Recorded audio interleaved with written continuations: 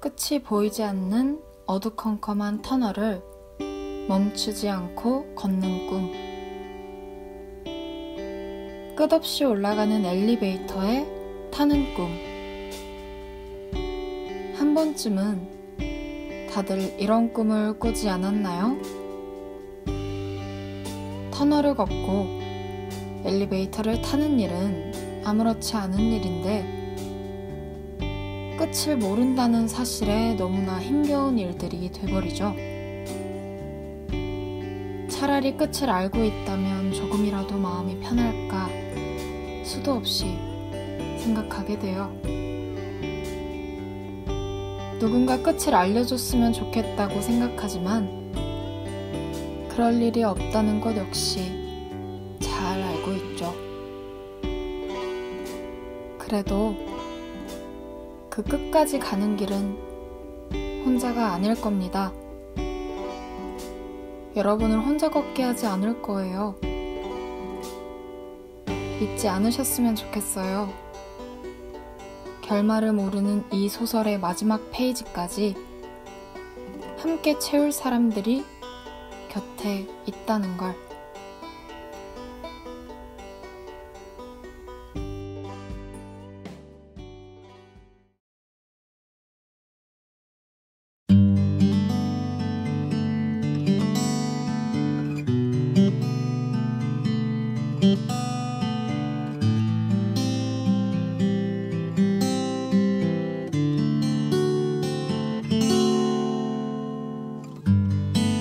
어제와 다른 공기와 모든 게 변해버린 건 어제와 다른 내 모습 어디로 가야 하는지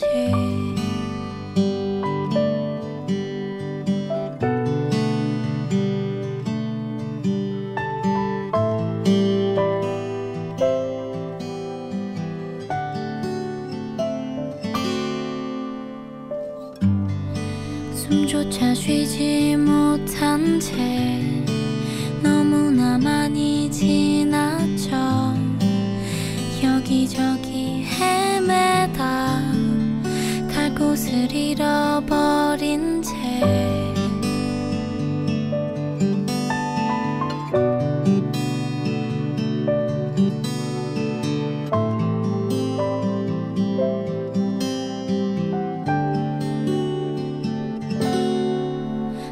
잠시만 따뜻한 어깨를 빌릴게 힘들어 지쳐버린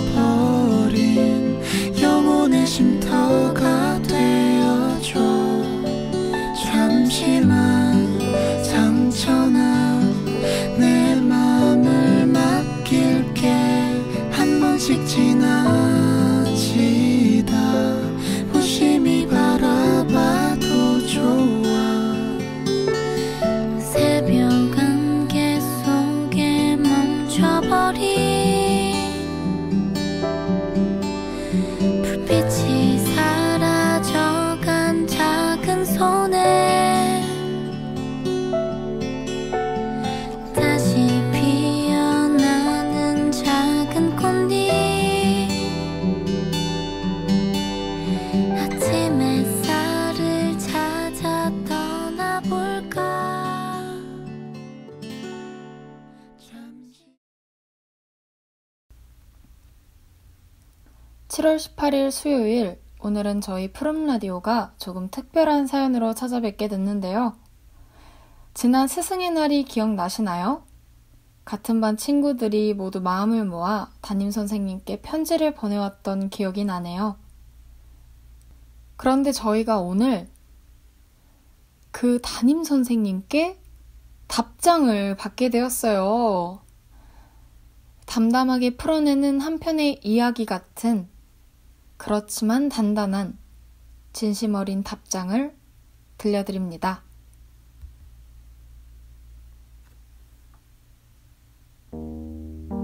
근래에 힘들 때마다 꺼내보는 사진이 한 장 있습니다. 그 사진 속 장면은 분명 지옥인데 이상하게 그 사진을 들여다보고 있으면 천국을 보는 듯하고, 그 사진 속 현장은 제가 지금 속해 있는 한민구라는 공간보다 훨씬 처참한데, 그 사진을 들여다보고 있으면 마음이 따뜻해지고 용기가 납니다. 그 사진에는 1940년 2차 세계대전 당시 폭격당한 서점 풍경이 담겨 있습니다. 이미 대들보와 지붕이 불타 형체를 알아볼 수 없을 정도이고, 온통 사방이 검게 그을린 참혹한 풍경의 서점. 그런데 이 전쟁의 참화로 가득한 서점에 독특한 점이 하나 있습니다. 유일하게 책장에 책만은 타지 않고 깨끗하고 정갈하게 꽂혀 있다는 점입니다. 서점의 재산 1호는 책일 테니 전쟁 전에 미리 치워뒀을 수도 있다고 칩시다. 그런데 전쟁이 끝난 직후 아직 불탄 지붕과 대들보가 방치된 상황임에도 서점의 주인이 책부터 꽂아두었다는 것은 조금 의아합니다. 그동안 책을 팔지 못해 입은 피해가 막심하니 빨리 돈을 벌어야겠다는 심사였을까요? 그런데 사실 이에 대한 답 또한 사진을 통해 유추할 수 있습니다. 불탄 대들보와 지붕을 밟고 서서 책을 보고 있는 사람들이 있기 때문입니다. 책을 보기 위해 들어온 손님들이 있으니 주인은 그들을 위해 책을 꽂아둘 수밖에요. 신기하죠? 전쟁은 인간에게서 이성과 사유를 빼앗고 기쁨과 희망을 앗아가는 대신 그들에게 불안과 공포를 주고 슬픔과 좌절을 주는데, 그 가운데 어떤 사람들은 꿋꿋하게 책장 앞에 서다니요. 사실 이 사진은 알베르토 망구엘의 독서의 역사란 책 속에 실린 사진입니다.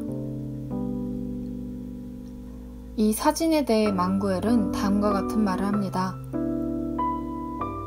부서진 지붕으로는 바깥에 유령 같은 건물들이 보이고, 가게의 중앙은 무너진 대들보와 가구들이 더미를 이루고 있다. 그런데도 벽의 서가는 단단하게 고정되어 있고 책도 파손되지 않은 채 그대로이다. 그 폐허 속에 사람 셋이 서 있다. 그들은 전쟁에 등을 돌리거나 파괴를 외면하지는 않는다. 바깥의 삶을 버리고 책을 선택하고 있는 것이 아니다. 그들은 너무도 이상하게 닥쳐온 현실을 버텨내려고 안간힘을 쓰고 있다. 그들은 질문을 던질 권리를 주장하고 있다. 폐허 한가운데서도 가끔 독서만이 가능케 하는 그 놀랄만한 인식력으로 그들은 다시 한번 현실의 이해를 구하려고 시도하고 있다.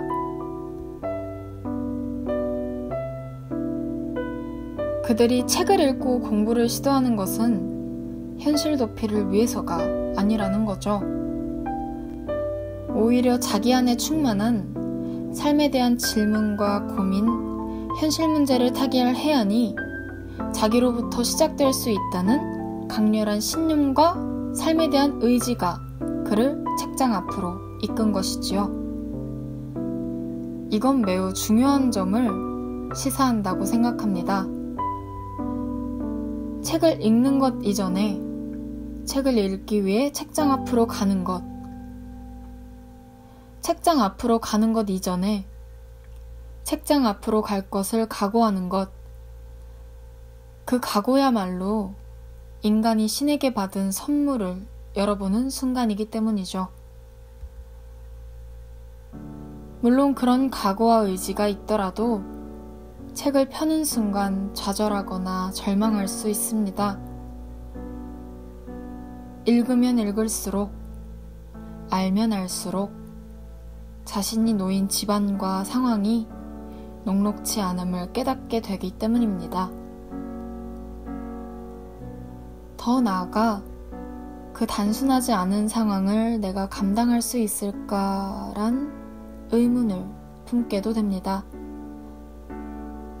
그럼 대다수는 불씨를 만져 화상을 입은 어린아이처럼 다시는 책과 공부, 현실의 벽과 마주하기를 꺼리게 됩니다. 그러다 보면 어느새 잊어버립니다.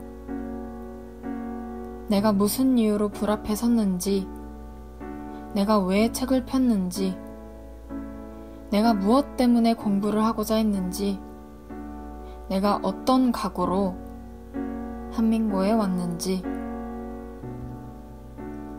그런데 여러분, 이런 고민은 비단 여러분들만 하는 게 아닙니다. 한민고 교사인 저 또한 항상 여러분처럼 불안에 떨고 좌절하며 스스로에게 같은 질문을 던집니다. 도대체 나는 무슨 이유로 한민고에 왔지?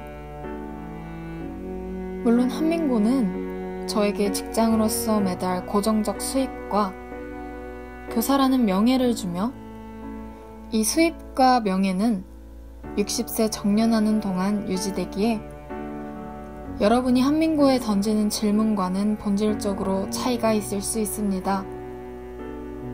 그런데 여러분, 저는 한 번도 한민고에서 정년을 맞자고 생각해 본 적이 없을 뿐더러 여러분만큼이나 자주 한민고가 군대나 감옥, 지옥 같단 생각을 합니다. 그렇기에 메뉴에서 이야기한 것처럼 때론 전쟁터 속 폐허가 된 서점보다 한민고가 더 전쟁터나 감옥 같단 것입니다. 그런 제가 한민고에 남은 이유는 단순히 돈과 명예 때문일까요? 다시 사진으로 돌아갑시다. 이 사진이 정말 제게 감동과 용기를 주는 이유가 뭔지 아세요? 책을 읽고 있는 사람이 셋이라는 겁니다. 나 혼자가 아니라는 겁니다. 삶에 좌절하고 불안함을 느끼고 슬퍼하지만 그럼에도 불구하고 나 자신을 믿어보려 노력하고 시도하고 각오를 다지며 폐허를 딛고 책장 앞에 서 있는 사람은 비단 나 혼자만이 아니라는 것입니다. 비록 때때로 옆에 있는 친한 친구가 경쟁 상대가 되기도 하고 나에게 열등감을 주는 존재일 수도 있지만 함께 각오를 다지며 전쟁터 같은 이 공간에서 온기를 나누고 의지하고 있음은 부정할 수 없는 사실입니다. 이런 각오와 의지로 가득 찬 사람들의 공동체라면 지옥도 천국이 되고 전쟁터도 낙원이 되고 감옥도 놀이터가 될 수 있지 않을까요? 얼마 전 수업 때문에 죽은 시인의 사회란 영화를 다시 보면서 문득 이런 고민을 했습니다. 키팅 선생은 왜 굳이 고등학교 시절 지옥 같다고 느꼈던 모교로 돌아왔을까? 엄청난 수재의 명문대를 진학했으면 다시는 돌아오지 말지. 왜 다시 그곳으로 와서 아이들을 가르쳤을까?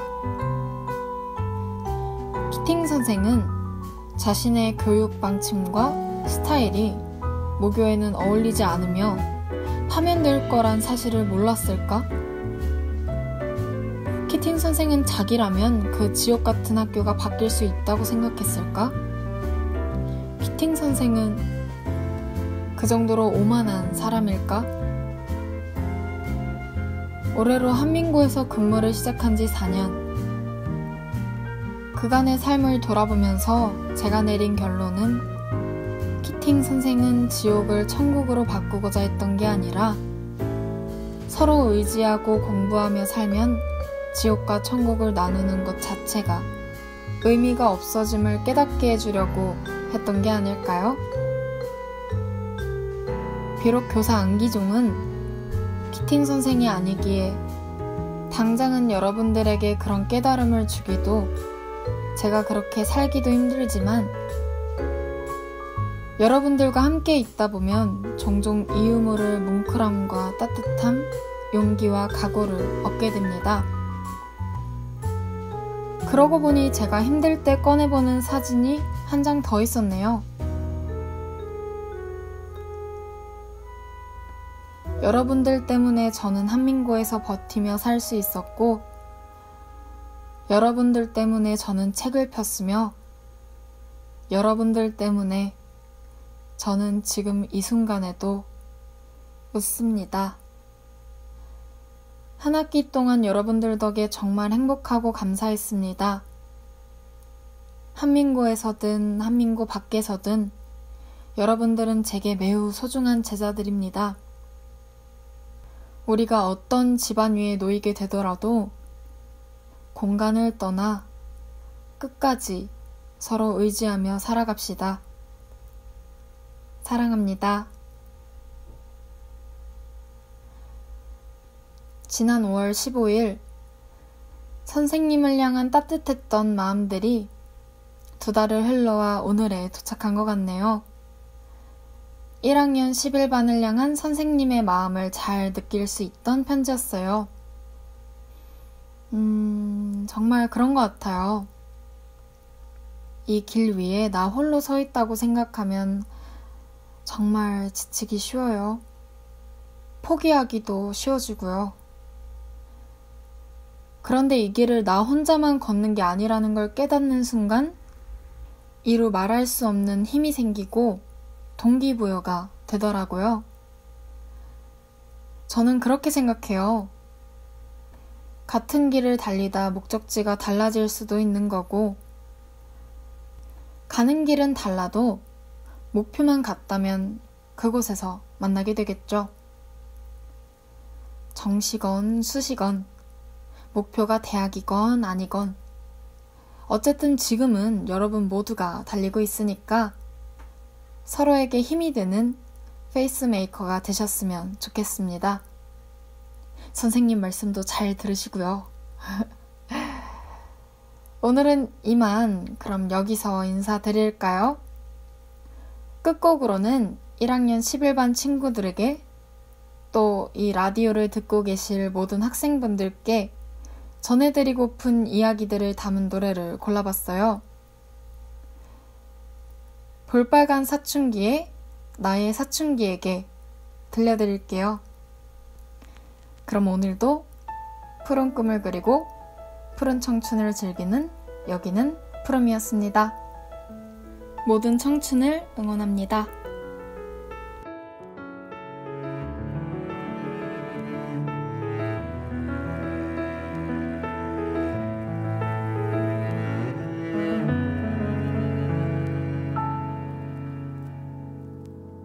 나는 한때 내가 이 세상에 사라지길 바랬어.